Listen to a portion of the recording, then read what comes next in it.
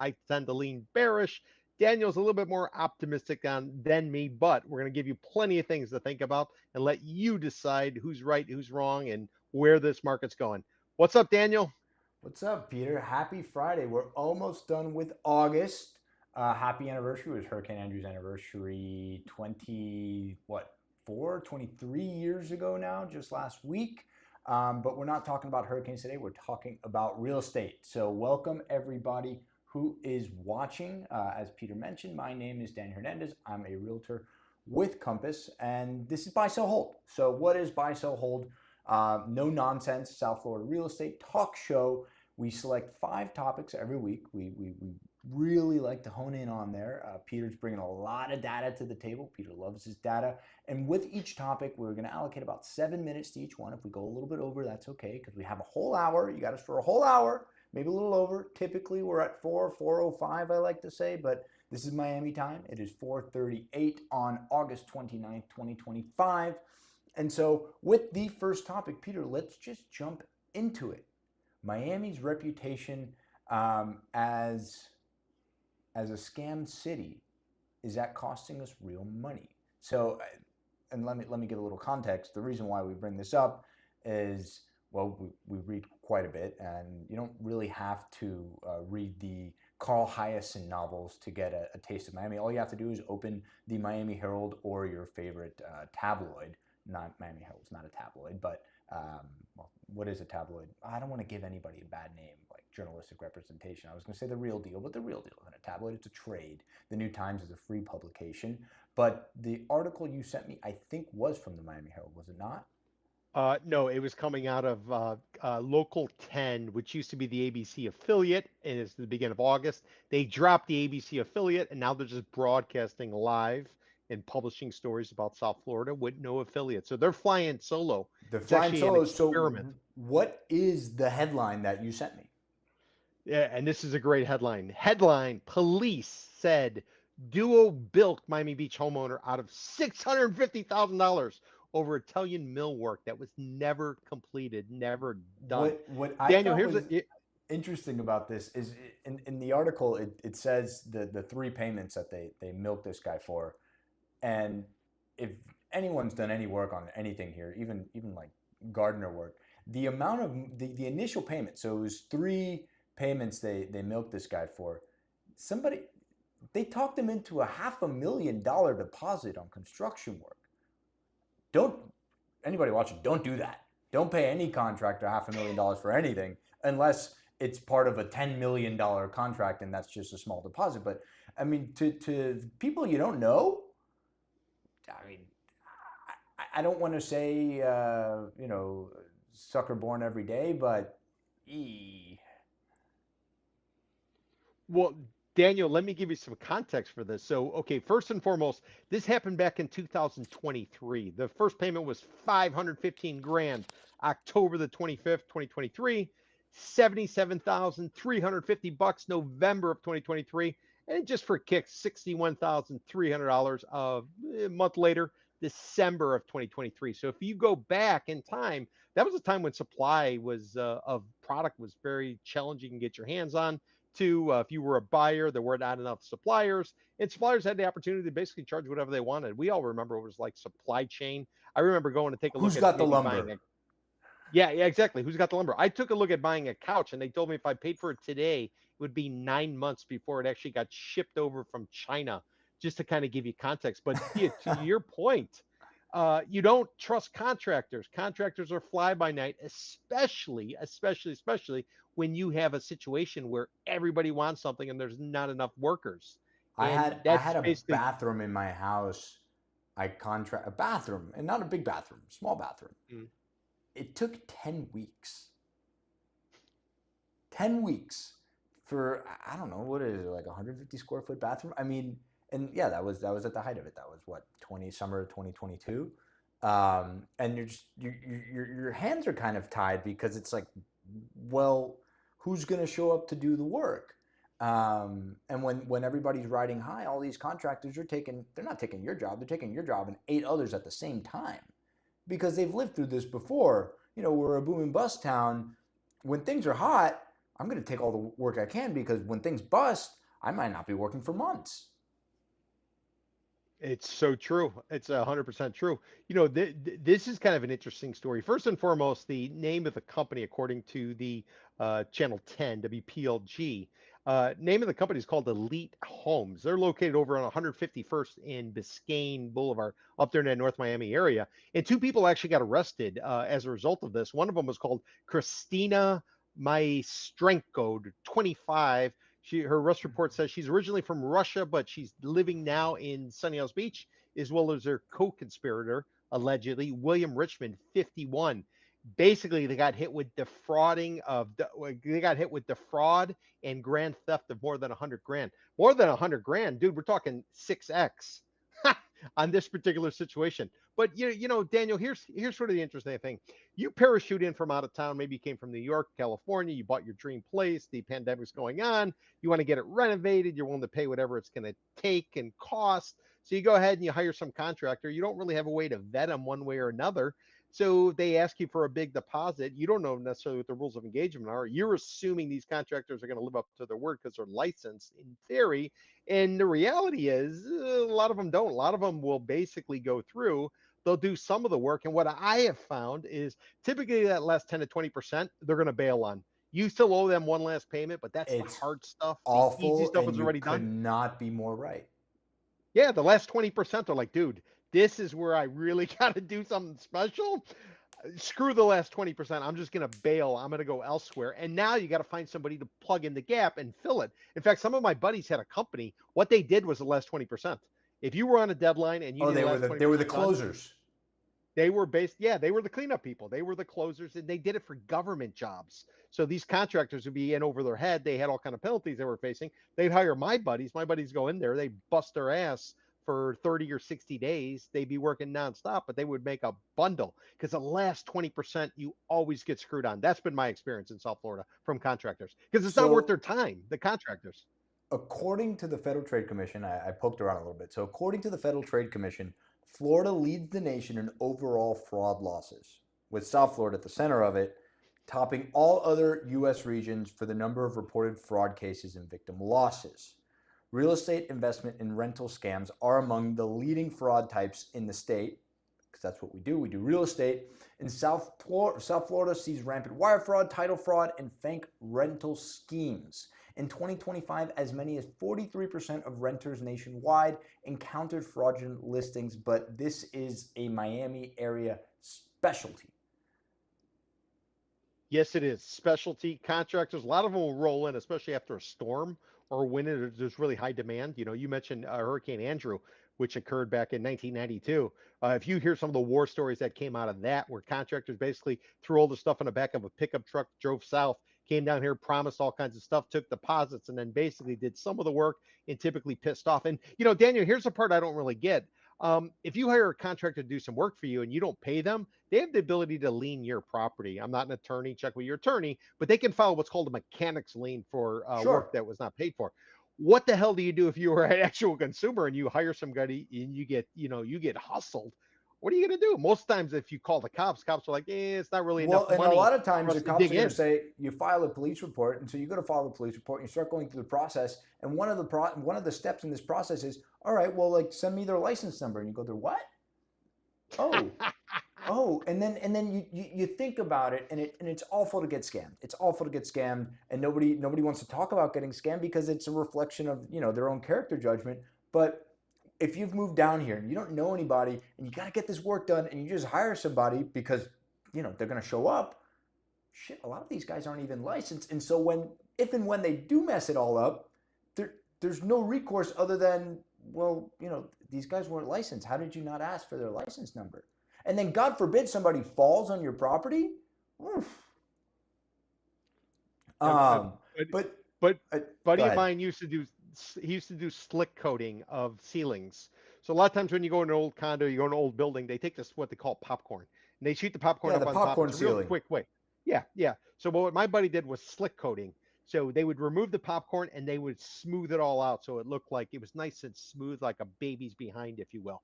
So he would do that. So one time he needed to get some workers. So he pulls the usual. He goes out to the Home Depot, gets some guy, takes him up. He says they're working an hour, 2 hours. The guy starts climbing up a ladder, falls down, threatens to sue the homeowner as well as my buddy who's doing the sled coating.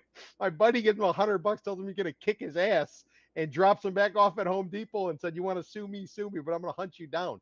This is the type of hustle we're talking about. So if you are hiring a contractor, sometimes it's worth more to pay a premium and go with a legitimate company that has all the licensing and you get all the permits rather than run one of these games, because chances are in the end, the contractor always wins. It's kind of like a tow truck driver. But Tow truck driver always wins. Yeah, if you get your car towed, you're paying. You're paying. It doesn't matter if you're right, you're wrong. You want your car back, you got to pay. And this is part of a larger theme, right? Because so much of Miami is new. This, the skyscrapers are new, the new hotels, the new bars. But this has been happening in South Florida. South Florida is being the fart capital of the United States. This is going back 100 years. And why do you think that is? Well, I think there's a lack of institutional knowledge. I mean, back in the day, you had newspapers. Newspapers used to report this stuff, and you had journalists who were around for quite some time. They would remember things. Now, we're such a transient community. I always say, if somebody hasn't been here at least 3 years, I don't know that they're going to stay. And here's my logic.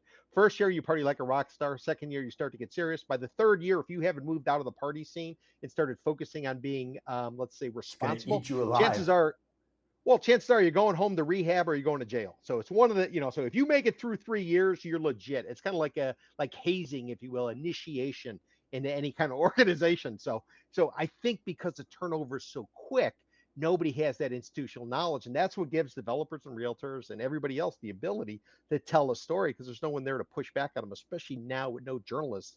Much less. Right. Yeah, much less that are out there. And that's basically the key to it. You got to be able to spin a yarn and hope you can grab the cash and bail before anybody figures out. Which, Daniel, my question to you is, if these alleged fraudsters, according to WPLG, if they actually ran a $650,000 hustle and they got over $500,000 on the first hit, how many times? Why stick around? Well, because stick around? This is the one they got caught with. There were 6 other scams going on. You have a scammer. Yeah, listen. A scammer isn't born overnight. If you got to the 6-figure of scams, that means that they've probably been doing this for 5, 6 years, 10 years. And then, you work up from the $100 scam to the $1,000 scam to the $10,000 scam. I mean, to scam somebody for $500,000, like the cojones, right? So you've made it this far without getting caught. And then it starts getting to your head. You start operating with impunity. And that's when it gets really dangerous, because you don't think you're actually going to get caught. And then you couple that with the what's the phrase that Alan Greenspan used to use? Irrational exuberance. Irrational exuberance. So Alan Greenspan, we are the lifeblood of irrational exuberance. You look up irrational exuberance in the encyclopedia, you should have a map of South Florida. So you have people coming down here and spending money that A, they might not have, B, buying things that they don't need. And we have plenty of scammers to deliver or not deliver and charge them for these things. You see it with it happens every week with the yacht charters. The bait and switch. Oh, I'm going to rent an 80-foot yacht for the weekend, and a 30-foot boat shows up or doesn't show up at all. And then you got all these people renting out homes they don't own. They're collecting lease deposits for apartments they don't even actually own. You always hear those stories. You also hear the stories about the guys who wear their watch. They go and drop $1 million on a watch. They go to 11 or they go to some nightclub. Next thing you know, they think that they are good looking because 2 women are chatting them up, and they're throwing back. And then they wake up with stitches where their kidneys are, and there's no watch either. I'm kidding. So I don't think we've had organ theft here yet, but hey, if things get desperate enough, we got to move on to the next topic, though. So Miami's reputation as scam city hurting our reputation and our pockets. I'm a buy on that statement. I'm a pound the table buy without question. And so if you've been following us for the last few weeks, Peter and I, we disagree on things. We're friends, but we have a friendly discourse. And so when we were to buy, sell, hold, well, oftentimes we couldn't both buy on the same thing or sell on the same thing, and it wouldn't reflect on the screen for our wonderful viewers. Well, with technology as it is today, I was able to give Peter his own buy sell hold, and myself, Daniel Hernandez, has his own buy sell hold. But we did agree, and we are both a buy on topic number one on our rundown today. So moving along, Miami office foreclosures, and you also supplied this bit of an article. And Miami office foreclosures, I think the article you sent me was about an office building in Wynwood called Wynwood Gateway that they did not overcome their bankruptcy proceedings, right? That company's going bankrupt. So what it was is there was this whole concept during the pandemic again that there was going to be tremendous demand for everybody moving to Miami, moving to South Florida, whether it was for crypto, or it was technology, it was work from home.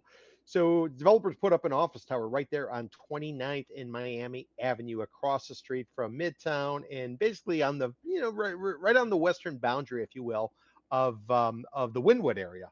So they go ahead, they build this office tower that's everything that anybody would ever want, and they can't lease it. They can't lease it. So all of the everything they were told about work from home and you need luxury office space and Wynwood is so hot and blah blah blah blah blah, it goes sideways. It goes 100% sideways, and ultimately, the building runs into foreclosure, and now it has a new owner. I don't want to take a shot guessing what the loss was on this particular property, but this is a perfect example of somebody coming in, parachuting in, thinking they know more than everybody else. They're going to apply their school of thought or from back home into this area, and they're going to crap And out. they It get burned. always happens. Yeah, it's inevitable. This is the hustle. This is the way it plays out over and over and over in Miami. It's just something that is normal. So then the question becomes: so what's really up with the office space? I got a buddy who does office space. He's a listing agent. Well, and he says office is strong, but I don't Well, it know if depends. I believe that or not. It's the same as we talk about the residential market. And I'm not a commercial broker. Peter also does condos. We just get what we can from the trades. The thing about commercial is that there's not public record reflecting unless you're talking about sales. So with leases, you don't know what's up. You don't know what's what. It's very difficult to do comps. I underwrote an office building a few weeks ago, and it's really hard if you don't have that network of people you can plug into to find out what leased here, what leased there. We all see the headlines in the press releases when a Cushman and Wakefield or CBRE leases this big tall skyscraper in Brickell for 190 bucks a square foot because they want to say, hey, look how awesome we are. We lease this out for 190 bucks a square foot. But when you get into like Class B and Class C office space, like, is it $40? Is it $30? Is it $25? Is it $75? We don't really know until we see a headline like this where you have a management company that came in from out of town oftentimes and they lost their ass. So since 2023, we've seen a 47% spike in office foreclosures over $2 million. So my question to you, and maybe you can correlate this, I don't know if it does correlate, with the condo market, like, is this a trend or is just this, run of the mill? There was a lot of talk right after pandemic broke, if you followed the financial trades, and everybody talked about, is anyone really going to go back to the office? And then remember, when people called back to the office, they went 3 days a week, maybe they went to 4 days a week. They never really returned to 5 days a week, at least as far as I know. And there was some question like, what's going to happen to all this office space? What's going to happen to A, if it's great office space, but B, what's going to happen to the inferior type of office space? So there were all kinds of projections about a major meltdown in the office space sector. Maybe not necessarily A and trophy type, but more so the B and the other type of quality office space. If you Or like talk to specialty brokers, office space. Look at medical office space. yep, With all medical, the which is what my buddy telemedicine, does. with Yep. all the telemedicine that's happening now, do you really need 10 bodies in your back office? He says, my buddy who does medical office space, he says the market is so strong you cannot believe it. There's so many would-be users, and there's not enough product out there to the point where some of these landlords on medical office space are simply saying no. This is what we want, and if you do So buy us out, it's that strong. I find that hard to believe. so do I. So do I. But again, all these people are on the sell side. So because they're on the sell side, their role is to act as Rah, liaisons rah, for the rah. Convention and Visitor Bureau, Chamber of Commerce. Let's go ahead and put it out. Would my buddy speak like that? Just speaking anecdotally, he might not know better, or he might not want to know better. So, according to him, it's strong. Looking at it from the outside, I'd be very skeptical, very leery. But then again, I tend to be skeptical and cynical, just because I was a journalist for a long time. And it's not just Wynwood, right? This was a project in Wynwood. I pulled up a Yep. project, One Alhambra Plaza, over there in the Gables. They face foreclosure. Two office buildings downtown, but if you've been watching our show, you know how Peter and I feel about downtown. Um, like I don't think it's unique to that submarket of Wynwood.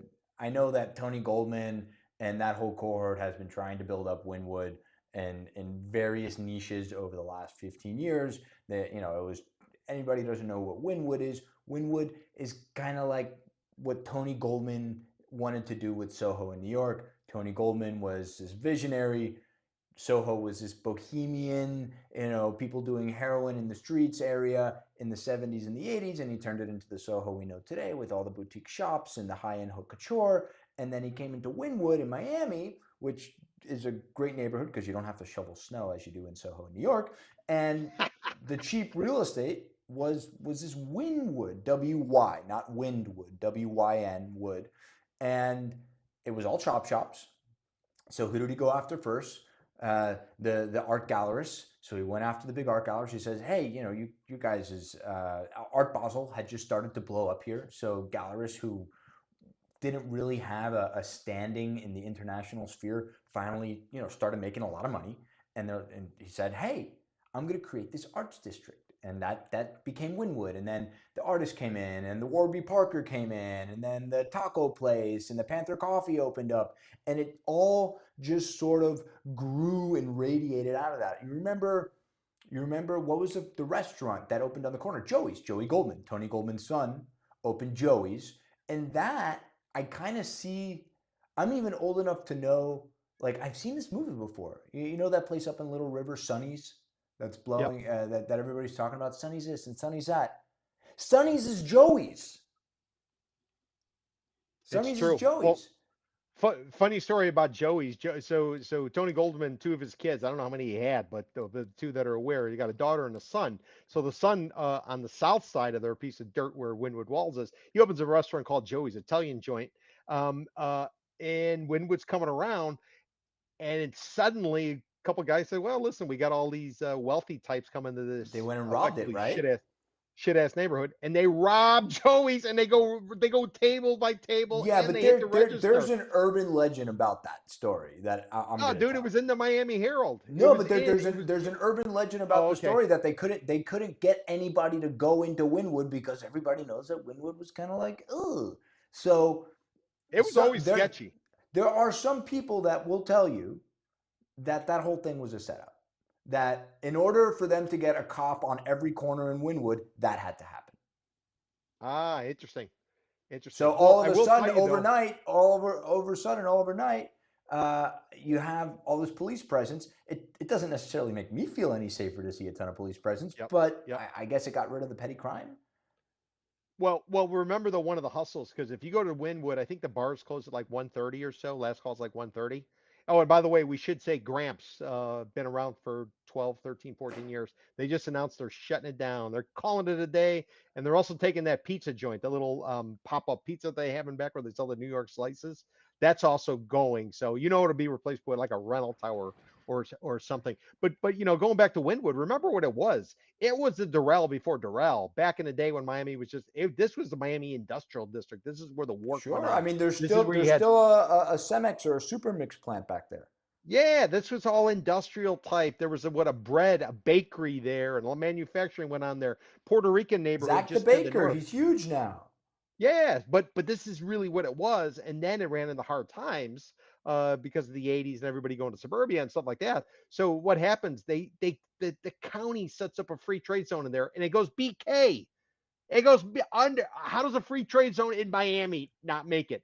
It goes belly up, and Moishimana comes in, buys the dirt, and that's where he has his little Moishimana center where they do conventions. Real Deal does their event there and stuff. That's how shitty of a neighborhood it was. To fast forward to where we are today, where now everybody's getting priced out, including Gramps, that little It dive was a bar, if you little want to shitty call it, in dive. I Wynwood. mean, and I say that with Yeah. love. Oh yeah, no, truly love, truly love. So So, it's come a long way, but is it going to qualify for Class A office space? well, No they freaking they way. attempted. I don't know what it's called, but there's one right up there along Fifth Avenue on 95. It's a shiny glass building. I think Facebook Meta leased up a bunch of space in there. Yeah, I don't understand the appeal, the allure. Like for instance, It doesn't one of the have reasons people, anything that Miami offers. It doesn't have the well, views. It doesn't have the sand. It's a parking lot. with wall murals or graffiti, depending on which generation you're on. So you take down that graffiti or those wall murals, It, there's no redeeming characteristics, and you're losing Austin Burks, the discounted men's clothier that was located. You see it driving up I-95 as you were going 75 miles an hour headed towards Aventura or Fort Lauderdale. the big So green they're building. currently selling out, Yeah. and all the craft beer joints, they've gotten taken out. Wynwood Brewery gone. So what does Wynwood really have Well, no, anymore? La Tropicale, which isn't really a local brewery because Heineken owns them, but buy, sell, hold on Miami office foreclosure are part of a bigger wave. I'm a pound the table by. I don't think office space has the wherewithal to go forward As am I, Peter. at these And prices. now, Peter, you get to talk about Peter's specialty. Peter does condos, and Peter already know everything about this. He's known about these numbers because he sees these numbers day in and day out. But David Siddons, our local handsome realtor. He's quite prolific in his blog. Though I think it's a Lux Life Miami blog. Lux Life Miami blog. Sorry, can't talk today, guys. And he put out his report on the worst performing condo buildings. And if you dig into the report, he'll also give you, I think, 5 or 6 the best performing condo buildings in town. And that's not an opinion. It's based on appreciation, current values versus what they sold for in pre-construction. And Peter, I want you to compare your knowledge with what came out in that report. So It's objective, right? yeah. So first and foremost, I don't know David. I've seen some of his videos here and there, stuff like that. First of all, David, I would just sort of tell you, when you come out gunning for some of these condo buildings, expect to probably get a cease and desist. When you come out and name names and you start to apply certain criteria as to what's performing and not performing, you might think it's in your best interest to put it out there, but just I can tell you from experience, these developers and anybody associated with it, they're going to get up your ass. So kudos to you. Do not back down. Don't take their BS and just keep doing what you're doing, because I think we need more transparency in the market. The other thing I would mention, David, is David, I hope you were always objective with all of this information, because if you were out peddling this product and now suddenly it's going sideways, the worst thing, and you probably weren't because you've been around for a while, worst thing is to go out there and peddle product and have the market turn on you. And now all of a sudden everybody's blaming you for putting product in. So I'm assuming you probably weren't peddling this stuff. You probably weren't blowing smoke up everybody's ass about how great some of these buildings are. So kudos to you for sort of bringing it out. But I will tell you, anybody out there who heard or swallowed the hook related to some of these buildings, you need to call your realtor back and say, hey, dude, or whatever, what the hell happened here? Because a lot of this was predictable. But basically, Well, David I went think through, I he think the identified. music stopped on a lot of people. Like you take Well, Aston yeah, but Martin was the building, music which is the really top of the list, playing? and we've been talking about that for 3 weeks. Yeah, but the question is, what was the music really playing? Was it really playing in the first and foremost, or were people trying to were they trying to will it The into music happening? was playing We're in in the an sales era. centers. They were, yeah. Well, yeah, 100% in the sales centers, but again, and one of the things that sort of occurs to me, and I don't want to talk about politics, but the more I see the current administration, the way they run things, the more I really kind of feel like the Oval Office is really kind of a pre-sale condo center where everybody kind of looks the same. They all kind of talk the same way, and you got all kinds of stuff being thrown out that may or may not be true, and people who are going off of what's being told to them, they're probably going to get snookered. And the people who are sort of doing due diligence are probably going to end up doing okay and knowing what to avoid and kind of knowing what to go into. And remember, Donald Trump was a condo developer.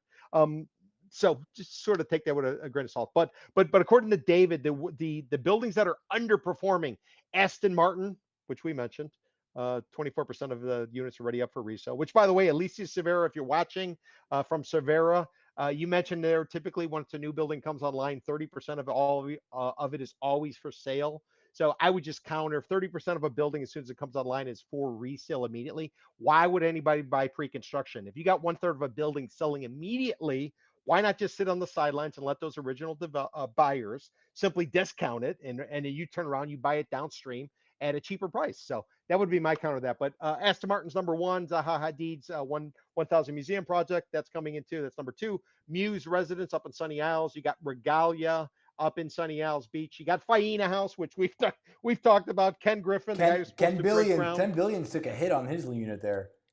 Ken Billions took a hit on his condo that he bought in the Faena house. He's still got a month left. Now that we're coming into September to put a shovel on the ground on his It's $1 billion okay. office He's tower. got plenty of other places to live.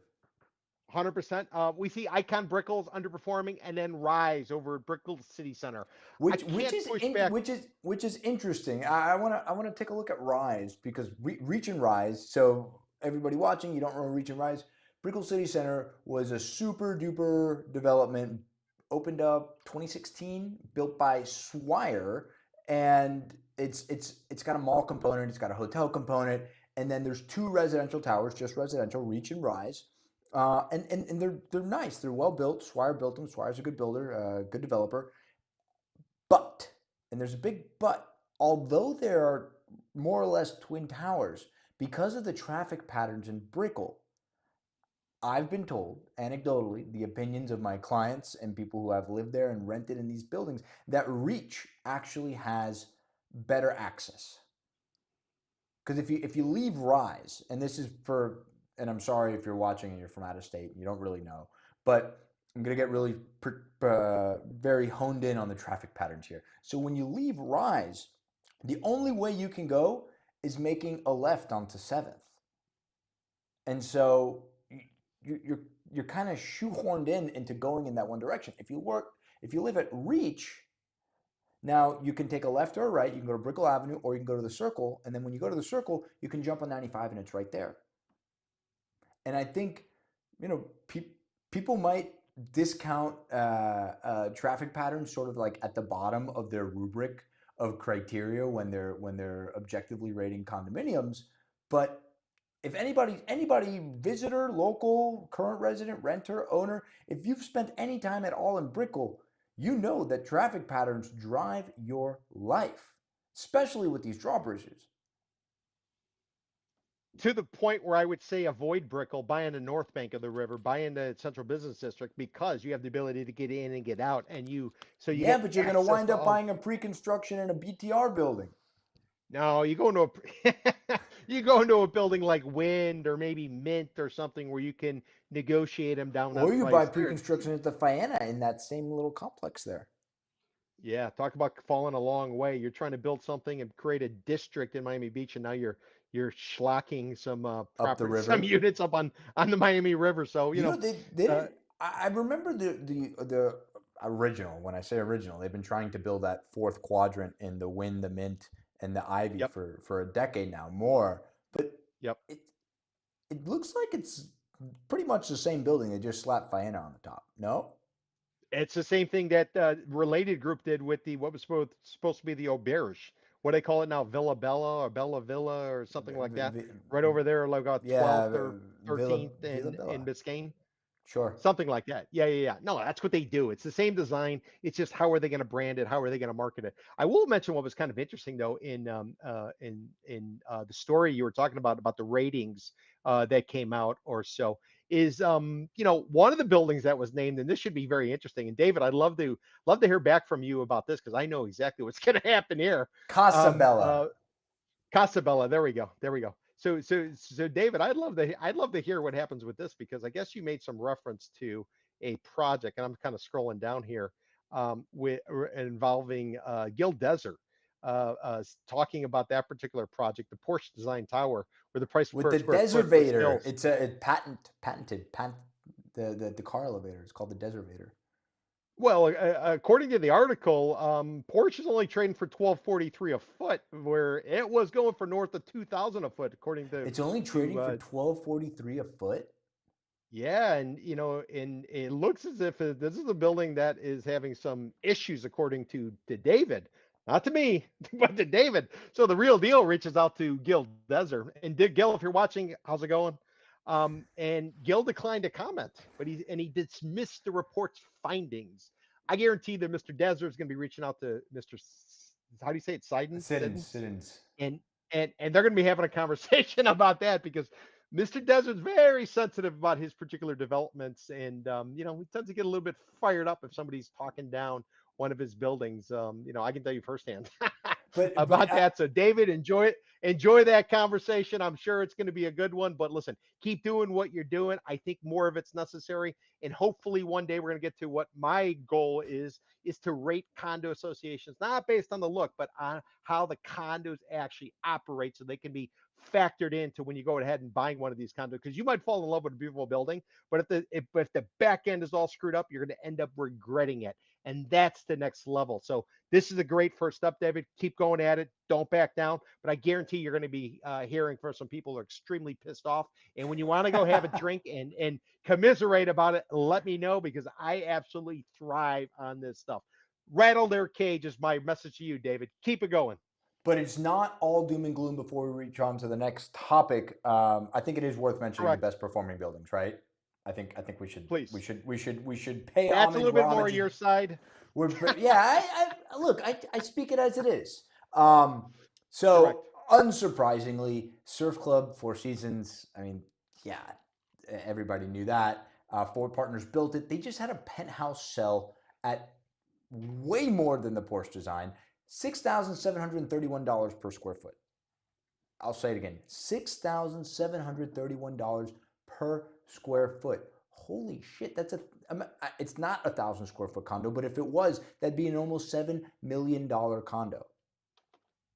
Just put that into perspective. Remind me the price. 6,000.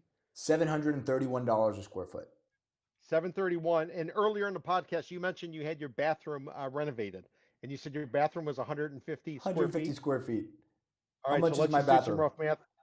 So your bathroom is worth 1.10. So more than $1 million for your Wow. bathroom based on this kind of pricing. Just to give you context. So if anybody goes to visit Daniel, make sure you check out his $1 million bathroom. It's not a $1 million bathroom, but I appreciate it. All right, next up on the list, Apogee. Probably. But are you how you going on this? Are you a buy, you sell, you a hold based on his assessment? Oh, I'm buying it. Yeah, I'm buying so his am I. assessment. Yeah. Wow, And we got David, a I will lot be of green buying you on a our drink. statements. Grant, yeah, Yeah, and I'm going to be buy buying you a Siddons a drink, David. drink. Yeah, I'm buying you a drink. If you want to commiserate and you want to share some, it could be off the record. You want to share some of the pushback you're going to get on it because I know exactly what's coming your way, and I salute you. Before we go to the next topic, second building, and we won't have to talk about them, but I do want to list them. Apogee, which is my favorite related project ever built. South Beach, right next to it. Continuum of South Beach has held an appreciated value tremendously. Tremendous. I mean, you can't beat the location. You Correct. can't. Correct. And then my partner actually sent me this the other day. David, thank you. One Park Grove, another related project. Has seen an incredible amount of appreciation. It's a nice building. It's in the heart of the Grove. It was built so you can actually buy into this luxury today. You don't have to wait till 2028 or 2029 for it. And then I thought you'd appreciate this last little tidbit before we move on. Swire did release, Swire had a press release regarding the Mandarin. So we got news on the Mandarin. They've partnered with Harrods Interior Design from jolly old England. Interior design. Okay. Okay. Harrods Interior. I mean, because they're marketing the penthouse. They're showing the penthouse now. But that penthouse, which in terms of new construction penthouses is actually a steal at a cool $50 million. You know, it's not 120 million, it's not 60, it's not 70 million, it's 50 million. Or you can buy them both and combine them. They'll sell them both to you for $100 million. But as designed today, it's a 4 bedroom, which I think it's small. It's not a lot of bedrooms for the size, because I'm going to tell you the size. It's a 7,965 square foot penthouse. What else do you got in there if you only got 4 bedrooms? Well, what I'm thinking is, what's the maintenance coming in at? $2 a foot, $3 a foot times 7,000 square feet. It, at this level, it doesn't matter. But still, but some of the wealthiest people I've ever worked with are the cheapest SOBs you've ever met. To the point where, I've told the story where I was working with somebody. The guy wanted his kids to come back. They were overseas. He'd buy them each $1 million condo. And when we would go see the stuff, this is back in the day when you had put money into the meter and you would turn it, and you'd get like 15 minutes for every quarter, or whatever it was. This guy would only put in like 15 minutes to a half an hour at a time. So we'd go see something. We'd have to come downstairs, put 2 more quarters Feed the in, meter. You and have to go feed the back and meter. forth. He had to feed the meter, but he didn't want to go all in with 4 quarters and $1. Let's only go 50 cents at a time, type of situation. So that's just an example that I've seen of some of the wealthiest. So, I mean, but maintenance always factors in, because it always goes up as soon as the developer turns it over, because the developer is basically subsidizing the maintenance at first, trying to lure you in. But once the association takes control, then you start to realize what the Well, real and then you cost don't is. realize that the association needs for hammams. True, true. All right, so zooming out a little bit, this isn't Miami specific, but we've been talking about it a lot because it has a lot to do with the real estate market down here. It has a lot to do with interest rates. But CNBC, well, we got it from CNBC, but core inflation rose to 2.9% in July, and that's the highest we've seen since February. So last week we talked a lot about Jerome Powell's speech at the Tetons in Jackson Hole, and that brewed out a lot of hoo-ha on, well, are we going to see interest rates drop in the September, October, and it is the December meeting? Is it going to be 25? Is it going to be 25, 25, 25? Is it going to be a full point? I don't think so. But what are the implications for these inflation numbers? And do you still feel the same you did last week regarding Jerome Powell's speech, hinting that we'll probably see a rate drop in the next meeting? So Jerome Powell, the chairman of the Federal Reserve, the one that President Trump wants out, the one whose term ends next May, effectively, the one who's basically got a target on his back right now, because President Trump wants interest rates to come down. President Trump is a developer at heart. He's a builder at heart, and I think he's running the Oval Office as if it's a condo pre-sale office. Personally, the way it functions, what's being said, that's the way I kind of view it. So all that being said, a lot of pressure to cut interest rates. If you cut interest rates, housing goes up. If you raise interest rates, housing goes down. It's teeter-totter type of scenario. So what we are faced with is Jerome Powell. Let's refer to him as Old Man Powell. Old man Powell. Old Man Powell gives a speech saying, listen, inflation, which had gone as high as 9%, depending on which portion of it you're looking at, because of the pandemic, because of supply chain, much like the article or the story we talked about earlier with the contractors being able to hustle the homeowner out of 600 and something grand because he wanted some work done in 2023. So it had gone up, and the Fed's got two mandates: one, maximum employment, and number two, keep inflation below what they've designated as 2%. So we got down to 2.3% from somewhere north of 9 from back in the day. We all remember how much things cost and how long it would take. So we're at Lumber. 2. Yeah, we're at 2.3%. And lo and behold, Liberation Day tariffs come, other things start to happen. We've now gone from 2.3 to 2.7 in June and July in terms of when the reports were released for the month previously. The latest report comes in at ballpark 2.9. So instead of going towards 2.2, 2.0, we're headed the other direction. How do you control inflation? You raise interest rates so people don't have access to cash and they can't buy things. So here we are. Old Man Powell makes his announcement last Friday. Fast forward to today, a week later, and now it shows inflation might be gaining steam again because of Liberation Day tariffs, which were below 4%. They're now averaging 17% on average. You got places like India and Brazil getting hit with 50% tariffs. What do you deal with? Old Man Powell made the speech a week ago saying inflation's not a problem. Now we're worried that job growth is going to slow dramatically. And by the way, job numbers come out next week. So he says, okay, we don't have to worry about inflation. And then you get today's report saying, no, it's going up. So Rutro. what do you deal with in real estate? And President Trump wants interest rates down because he wants housing to hum. He wants people to be buying and selling, blah blah blah blah blah. Yeah, But but how are they going even to buy if and they sell if they got no lower interest jobs? rates, it's pegged to the 10-year note. Correct, correct. But the And if the general sense, the general I theme, understand, but once these guys yeah, wake up and realize, oh, we lowered interest rates, why are mortgages still at 6.5%, 7%? It's because it has, I mean, yes, it correlates, but it's yes. not like I lower this and this lowers immediately. If the 10-year treasury note continues to go up, well, then mortgage rates, not the federal fund rate, mortgage rates will go up. And that's why today was so important with the inflation numbers. It's reflecting what's happening. We got a job report apparently coming out next week. This might be the first one since the head of the Bureau of Labor Statistics got blown out in the afternoon because her morning report was not, it wasn't acceptable to the president. So he blew her out a couple of Well, hours and later. she didn't commit mortgage fraud. They couldn't figure it out if she committed mortgage fraud or not, so he just fired her Oh straight yeah, up. yeah, yeah, yeah. There you go. Exactly. So I guess what I'm telling you is, the summer we call this the summer of paralysis by analysis. I think it's definitely a wait and see summer. And the question is the winter going to be wait and see as well? Is Powell going to cut interest rates? If he does, what's going to happen to inflation, which is already heading upwards? And we all know it if we go to the grocery store, if you look at kind of what's going out there in the general marketplace. So this is our conundrum. So some people want low interest rates because they think housing's going to fly.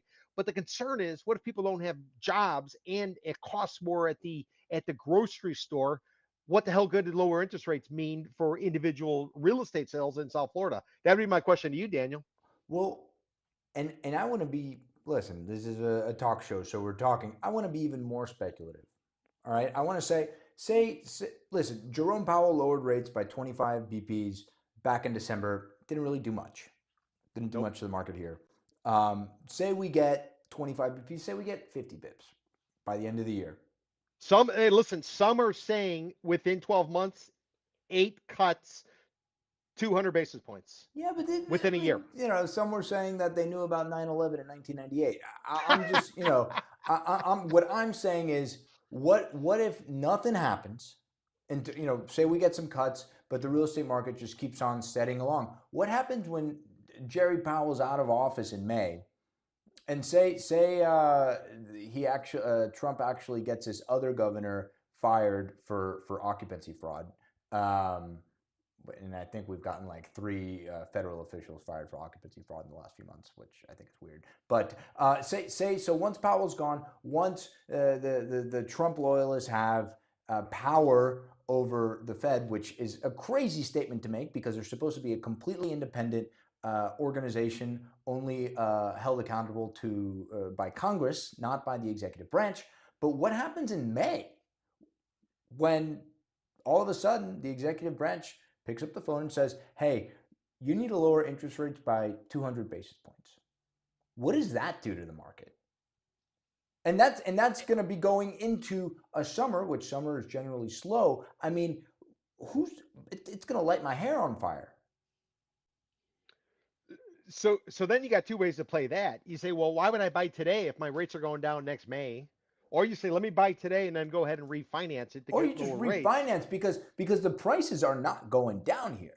I mean, at least in single family condos, so a whole other can of worms. But keep in mind on a refinance ballpark speaking, you're looking at 1% is what your cost going to be. So $1 million refinance, 500,000. Yeah, it's a little bit of cash, but you might have time to go get your license and try to earn your own commission on that. It only takes you a weekend, Peter. Yeah, right. So is core inflation still too hot for Miami real estate? Dude, listen, the mandate says of the Fed 2%, and we're going the opposite direction. We were close. We were on the brink of greatness, and now we decided, screw it. Let's go back. Let's go focus on this other issue because of. And remember, let me just remind you, 2018, same thing happened. 2018-19 condo market was in trouble in South Florida. Wasn't I don't know about the rest of the country, but it was in trouble. Jerome Powell, they start raising rates. President Trump gets up his ass, jawbones old man Powell. They pull back on rates and they provide an extension. a continuation of the marketplace. We're seeing it all play out once again. So we have not recovered. Let me just repeat this. We have not recovered in South Florida on the condo side since 2011. We are 14 years into a cycle, which typically is 7 to 10 years. Just to give you an idea of the magnitude, which is why in January I called them 40% price cut. Now, if we do in fact see 200 basis points removed from the interest rate because of whoever makes the decision, whether it's old man Powell or it's suddenly it's going to be his replacement, I'll have to go back and rejigger that and reconsider the base case. But that being said, we haven't recovered. We have not had any kind of pullback. We did immediately right after the pandemic hit, but just sort of think about that. Right. Have you ever seen real estate only go up without correcting in any ways? I Yeah, we mean, saw it are on the these run flips up to or 2008. yeah, 100%. So, but that's kind of where we're at, and So core all of these little inflation indicators. still too hot for Miami. I'm buying the statement. Yeah, so am I. Pound the table. We're just pounding, clapping. We're doing everything today, Peter. I don't think we've agreed on so much in our 15 weeks doing this. And everybody, this is our 15th episode, so pop the champagne. We're coming back to local. We're zooming back in on Miami. We're zooming in even closer into Miami. Virginia Key. Virginia Key is a barrier island in between our other barrier islands. So you have Key Biscayne to the south, which is technically the first island of the Keys, you could say. And then you have Miami Beach. In between, you have man-made islands, Star Island, Palm Island, Hibiscus. You have the Venetian, Sunset Islands. And then right between the mainland in Key Biscayne, there's Virginia Key, and Virginia Key has a very colorful history throughout the history of Miami. You have Virginia Key, which was the historic Black Beach during that era. Then the Sequarium was built in 1963. The Marine Stadium was built, a 6,500 seat. It's a Marine Stadium, so it's just a bunch of bleachers that look out onto the bay. And what was it used for? It was used for concerts. Jimmy Buffett performed there. They had boat races. I mean, it was like the most Miami piece of architecture ever. I don't think this existed really anywhere else. Peter, you're old enough to probably tell me that. But after Hurricane Andrew in 1992, they shuttered it. Ciao, Piscao. And it's been a graffiti infested, wall mural covered, wall mural adorned site, and largely abandoned. I think they host like country music shows in the parking lot, and you got guys street racing illegally in the parking lot. But it's an 8.8-acre site on the bay. So that's that. And then if you cross the street, if you cross the highway, the Rickenbacker Causeway, you have this aquarium, which you either had a lot of fun at when you were 5 years old, and then you realized that they were not treating these animals so wonderfully, and then you sort of grew up to be an activist and you wished it would close, and now it has closed. The place has gone bankrupt. That's a 38-acre site, and so you have this little island, this little barrier island, much like Watson Island, but just bigger, right? Watson Island is very similar because you have Parrot Jungle there, and then you have a marina, and then you have this little hodgepodge. There's a children's museum there, but Virginia Key is bigger, and it has beaches. And if I'm a developer, I'm not a developer, I'm a transaction broker, but if I'm a developer, I'm looking at this and I said, wow, 9 acres, Marine Stadium, 38 acres, aquarium. This is very interesting. And neither of these are used. It's not even like Mercy Hospital or Mount Sinai where there's actual like use for it. There is nothing going on, and this is prime waterfront real estate. So, and we talked about this in one of our earlier shows, probably about 6 weeks ago, 8 weeks ago, Miami-Dade Commissioner Raquel Regalado comes out with a plan, which was oddly timed with David Martin Terra's acquisition of a $200 million site on Key Biscayne to revamp the Rickenbacker Causeway, which is, I think, a 2.5-mile stretch between the Powell Bridge, the big bridge, and Bearcut Bridge, colloquially known as the Little Bridge. And they want to create the shoreline, much like the underline, the high line, the this line, the that line.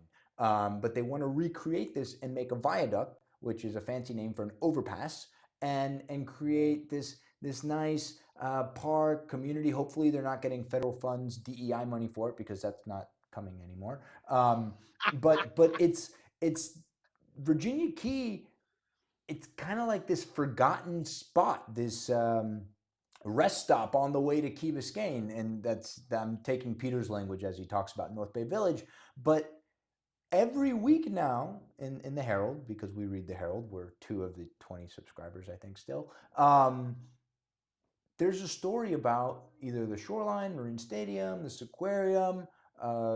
Somebody wants to put a homeless encampment out on Virginia Beach. I don't know, but Virginia Key is in the news, and whether it's for a political dog and pony show or just folks lobbying to the city and to the county to get something done here, because frankly, 46 acres of underutilized or not utilized at all waterfront real estate in Miami. It's like, what the hell's going on?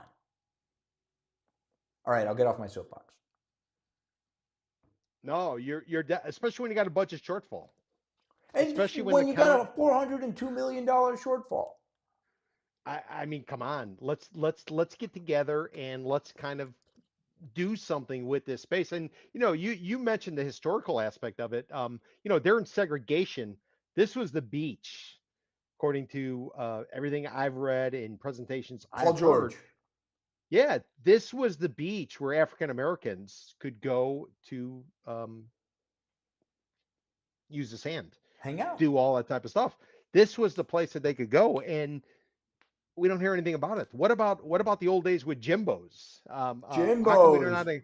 Why aren't we incorporating anything to this little shithole bar that was transferred from where the Miami Herald was? It was transferred out to Virginia Key. How come there wasn't any kind of memorial or anything special for that? That was a legendary type of place. The Sea Aquarium, that thing, it's got to go. Nobody's going in there anymore. Nobody cares about it. Like you said, it's got all the financial problems.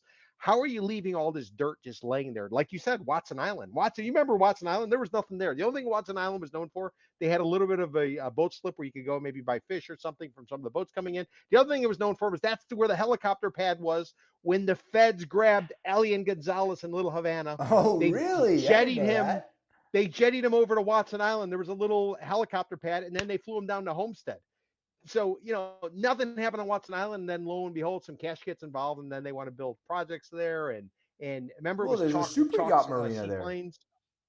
Yeah, well, there is now, but that took 20 years. So this Virginia Key play, I've been hearing about the Seaquarium, not the Seaquarium, but the Marine Stadium. I've been hearing about this the entire time I've been here. I got here Oh, in the '93, amount of so money that the county has spent on renderings for what the Marine Stadium could it's be, I want a unbelievable. study done on that, because there are so many renderings of look, we're almost there. Whoa, the plan is happening. Just I what's mean, going on, listen, guys?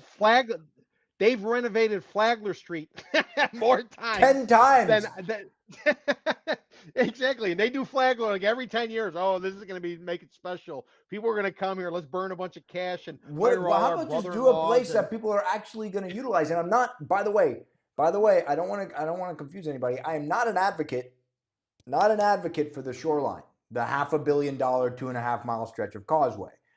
I am an advocate for rehabbing underutilized waterfront real estate in a city where waterfront real estate is what we have. listen. Let me throw out a novel idea.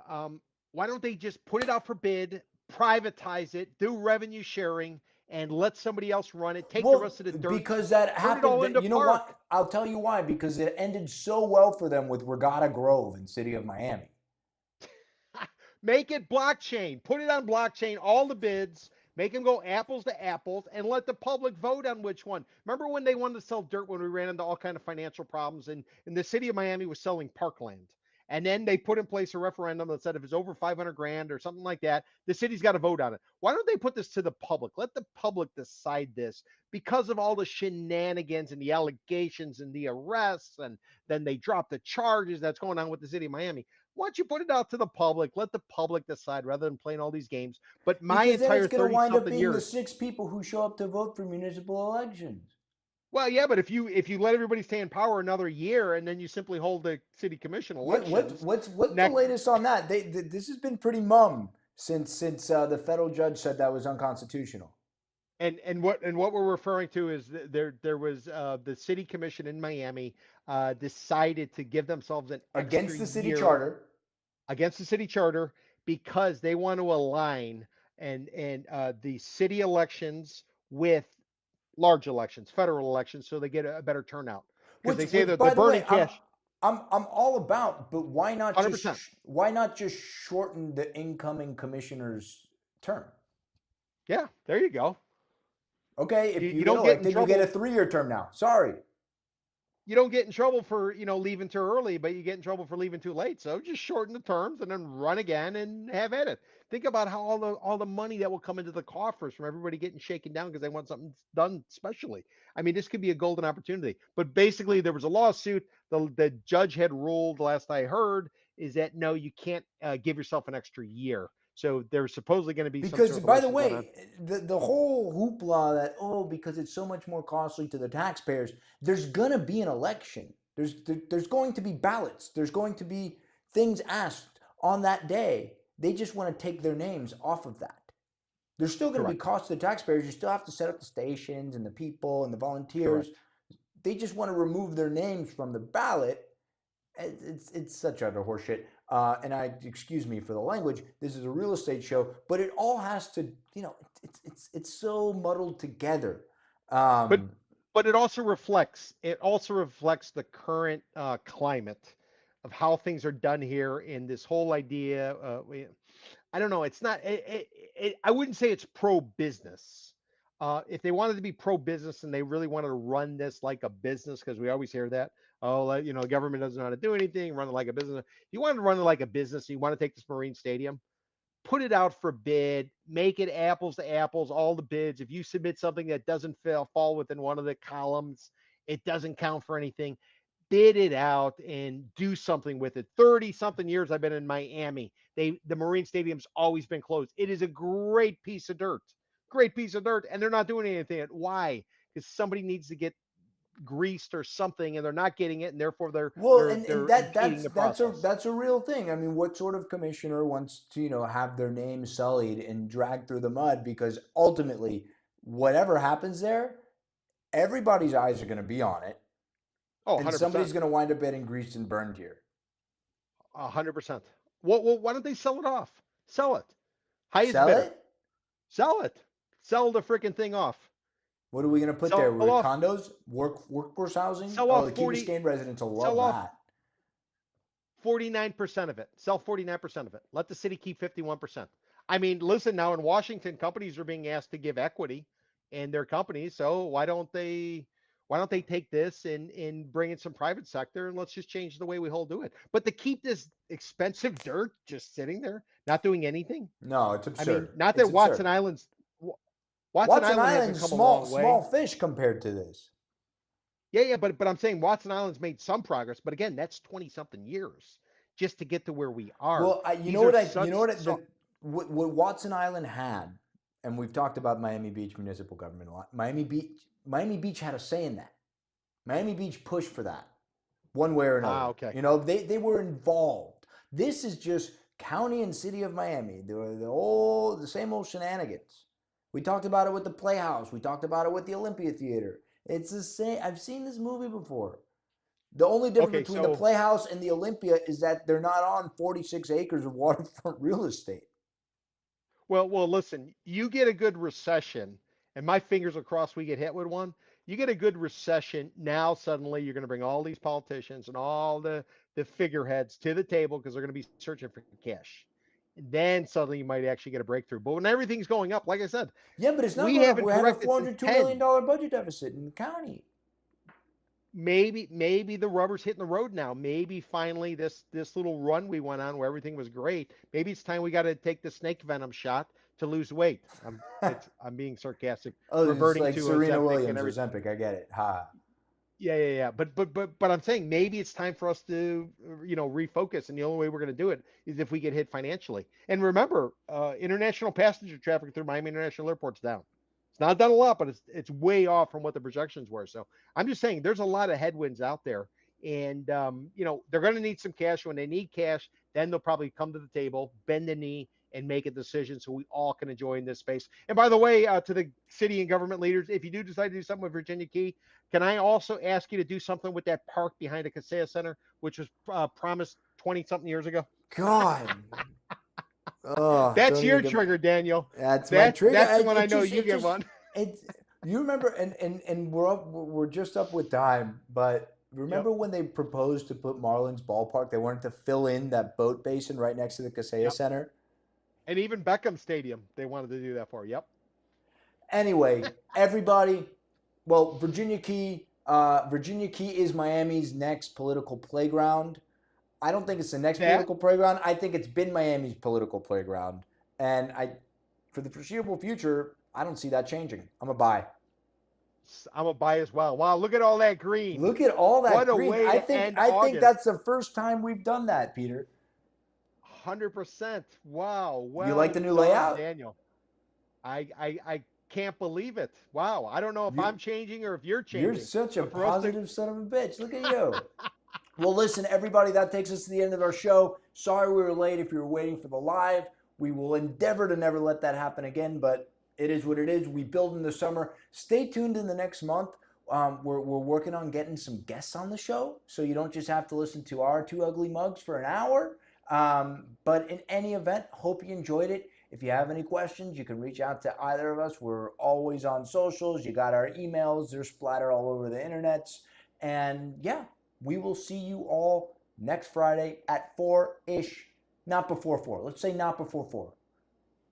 Enjoy, everybody. Have a good Memorial Day. I'm sorry, Labor